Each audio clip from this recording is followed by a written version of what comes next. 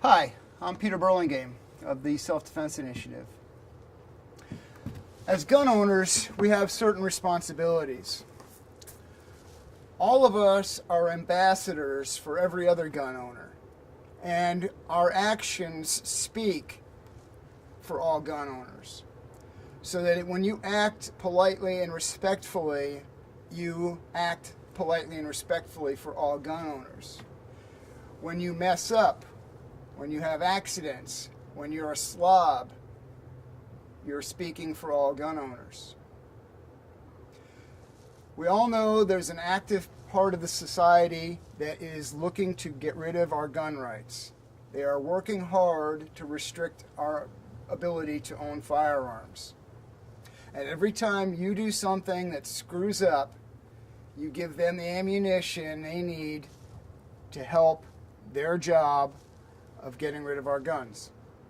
So think about that every time you are handling your firearm. Every time you're talking to somebody about your firearms. You are an ambassador. So let's look at some of those responsibilities you have as a gun owner. The first responsibility you have as a gun owner is to know and obey the 4 rules of gun safety. I've covered them elsewhere in depth, but just as a quick reiteration: 1, all guns are treated as if they're loaded. 2, never let your gun point at anything you're not willing to destroy. 3, keep your finger off the trigger, indexed up on the frame until you're on target and ready to shoot. And 4, be sure of your target and what's around it. Another responsibility you have as a gun owner is the care and feeding of your firearm, how to properly maintain it, how to handle it properly. So when you buy your firearm, it will come with an instruction manual. It will tell you everything you need to know about how to maintain your firearm, how to load it, how to unload it, how to store it. If for some reason you lose that manual or your gun didn't come with one, maybe you bought it secondhand, if you contact the manufacturer, they will send you one for free. Get the manual, learn it, read it, obey it. Another responsibility you have as gun owners is to know and obey all the local and federal laws that pertain to your ownership and use of your firearm. You know, whether it's where you can carry or where you can shoot, what hours you can carry, how to transfer guns, whatever it is, you need to know them as they relate to you. And the segment I want to spend the most amount of time on here is that you have the responsibility to keep your gun out of unauthorized hands.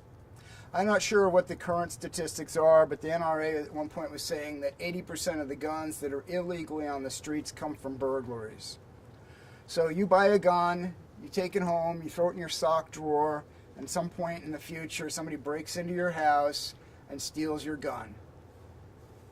Now, what's that going to get used for? You know, it may get used to hurt somebody. It may get used to commit a robbery. It may be used in a murder. So you're responsible to keep your gun out of unauthorized hands. Let's examine that in a little bit of depth. Who should know that you have a firearm? As far as I'm concerned, that knowledge should be as limited as possible. And probably limited to the people that reside in your house, so your family members. And I would be careful that they know that they need to keep their mouths quiet about it also. While all of the I don't dial 911, I dial 357, or insured by Smith & Wesson, or life member of the NRA, all of those bumper stickers are clever and cute. All they're doing is alerting people that you are a firearms owner. What you need to realize is there's 3 things that are in your house that are more expensive on the black market than what you paid for them over the counter. In other words, if somebody comes in and steals them from you, they will get more for them than what you paid for them.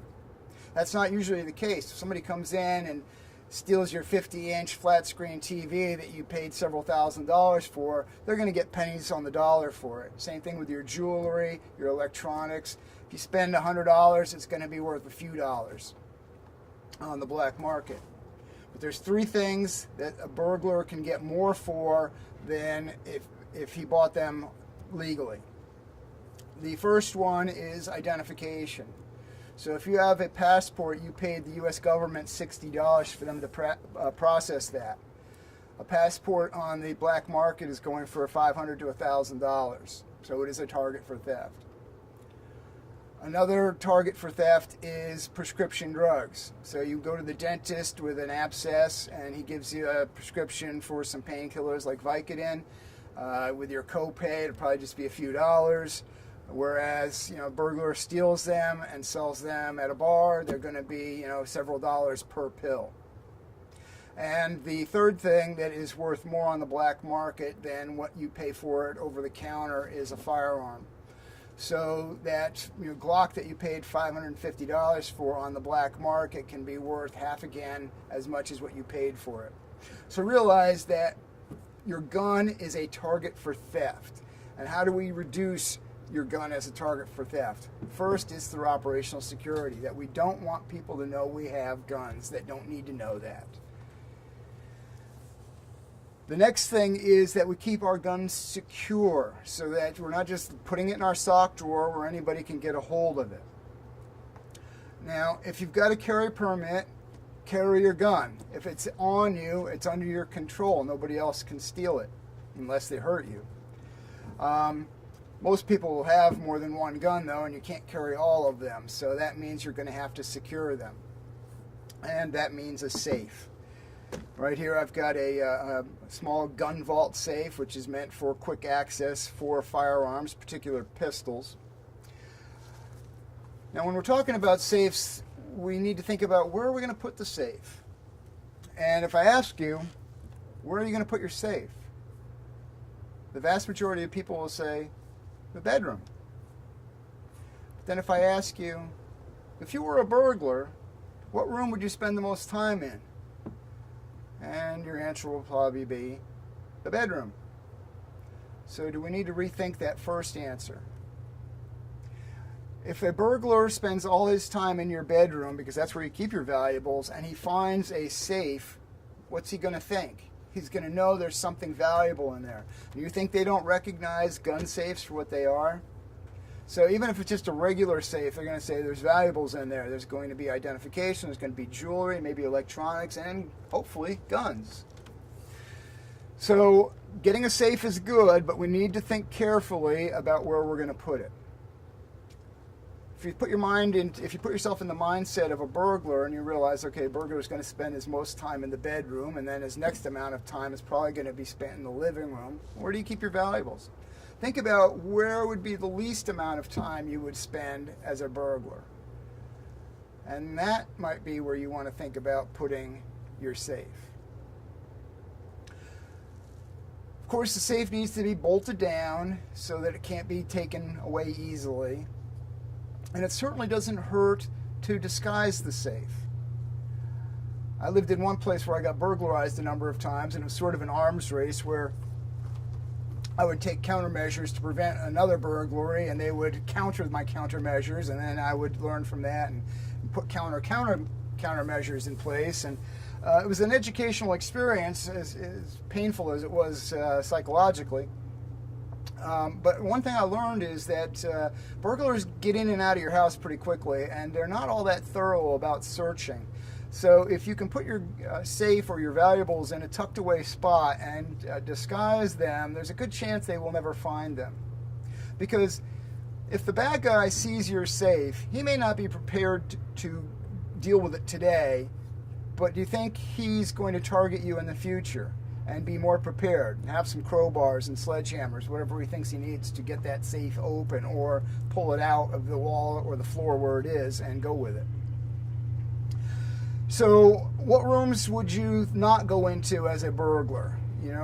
Linen closets in the hallway, the bathroom, the kitchen cabinets under the sink. Those don't get looked at very often. So you might want to think about putting your safe in those locations. And how difficult is it to take an empty box and put it over your safe? So you've been looking at this box for several minutes now. Did you ever consider that there was a safe under there? So think about being a burglar. What are the chances of them looking in the linen closet in the living room or looking under the vanity in the bathroom? And if they do open that drawer and take a quick peek, what do they see? They see a box. You might think about your laundry room and taking one of those large boxes of laundry detergent and cutting out the bottom and putting that on top of your safe. How mundane is that to see a box of laundry detergent in the laundry room? Why would they possibly think of looking under it for a safe? They wouldn't. Now, everybody's situation is different, and you need to look at your life and what's in it and decide what level of protection do you need. Is a safe like this all you need? If you only have 1 or 2 firearms, that's probably good enough. But if you have some long guns, maybe you need to think about having a larger safe. Maybe you need 2 or 3 safes. Do you ever leave your gun in your car? I can't tell you how many sob stories I've heard of people coming to me and saying, "Oh, my gun was stolen." I said, "Well, where was it?" "Oh, I left it in my car." Well, your car's not secure in the least. So if you're going to be in a situation where you need to leave your gun in your car, maybe you're not allowed to have it in work, but you want to have it available to you after work, these are small enough that they will fit in your car. You can have them bolted down or go to a welder and have them welded into the vehicle and then cover it with something. I have a friend that has one of these in the console between the seats. He took the console apart, put a small safe in there, put the console back on it. Looks standard factory condition. If you have kids at home, one of these may make sense in the bedroom. Now, I'm not saying you want to keep your gun in here all the time in your bedroom, but overnight, if you're worried about somebody breaking in the middle of the night and you want to have quick access to your pistol, having one of these in the bedroom for those few hours of nighttime may make sense. And then you put the gun on to carry it during the day, or if you're not going to carry it during the day, maybe you put it in another safe in that secure location. If this is not going to contain a gun during the day and it's in the bedroom where it might get seen by a burglar, I recommend leaving it open. That way the burglar can see there's nothing of value in here, and he won't be tempted to try to break into it. Now, this particular safe made by Gunfault is, like I said, designed for quick access to a pistol. It has push buttons, and it's set up so that your hand can go into it and feel the various buttons even in the dark. And so it's battery operated. It will let you open the safe very quickly. If for some reason the battery goes dead and that's not working, it does come with a key, and you can see that it opens very quickly and allows you access to the pistol. So if all you have is a couple of seconds to access your pistol, this is a good choice.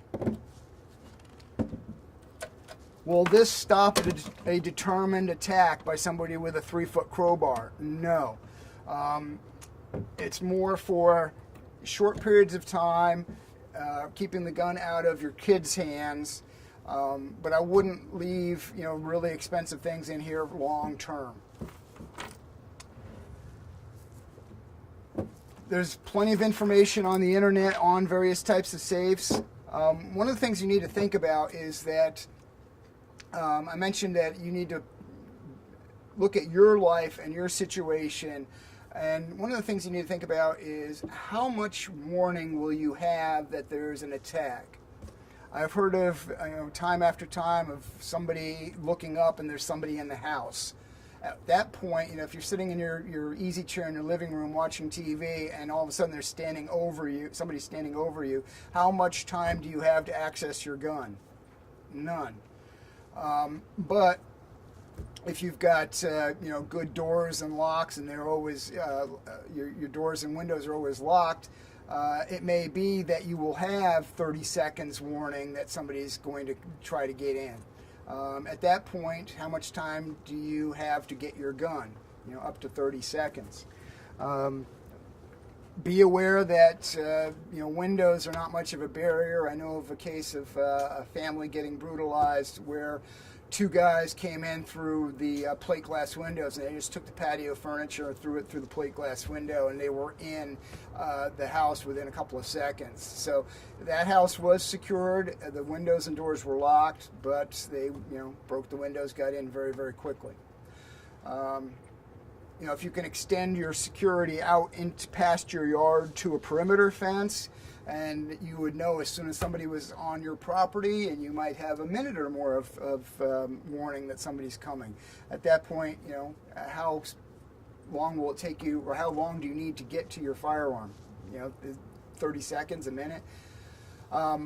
But if you think that you're not going to have any warning, then you need to keep your gun on you or within arm's reach. If you think you're going to have 5 or 10 seconds of warning, then one of these safes would work. But if you're looking at the type of dial safes, under stress, could you mess up getting the combination right? It could take you a minute to get into one of those. So look at your life, look at your situation. How much warning will you have? Do you have kids? And then gear your safe storage of your firearm to that situation. I'm Peter Burlingame of the Self-Defense Initiative. Thanks for watching. Be safe out there.